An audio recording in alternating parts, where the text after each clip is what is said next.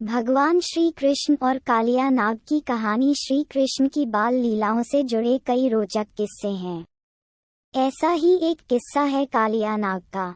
श्री कृष्ण ने अपनी लीला से उसका घमंड चूर चूर कर दिया था। तो चलो यही कहानी सुनते हैं। ये बात तब की है जब यशोदा के लला कन्हैया गोकुल में रहा करते थे। गोकुल के पास ही यमुना नदी बहती है।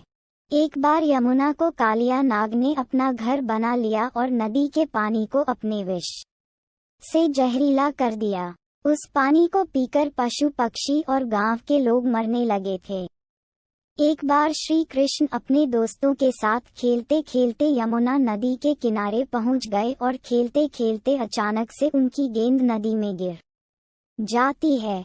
अब यमुना नदी के पानी और उसमें रहने वाले कालिया नाग के बारे में सभी को मालूम था। इसलिए मौत के डर से कोई भी नदी में जाने को तैयार नहीं हुआ। तब श्री कृष्ण ने कहा कि मैं गेंद लेकर आता हूँ। सभी बच्चों ने उन्हें नदी में जाने से रोका, लेकिन वह नहीं माने और नदी में छलांग लगा दी। सभी बच्चे डर के मारे घर पहुंचे और यशोदा मैया को कन्हैया के नदी में कूदने की बात बता दी। ये सुनते ही यशोदा मैया डर गईं और फूट फूट कर रोने लगीं। ये बात धीरे धीरे पूरे गायकुल धाम में जंगल की आग की तरह फैल गई। सभी दौड़े दौड़े यमुना नदी किनारे आए गए, लेकिन कृष्ण अभी तक वापस नहीं आए थे।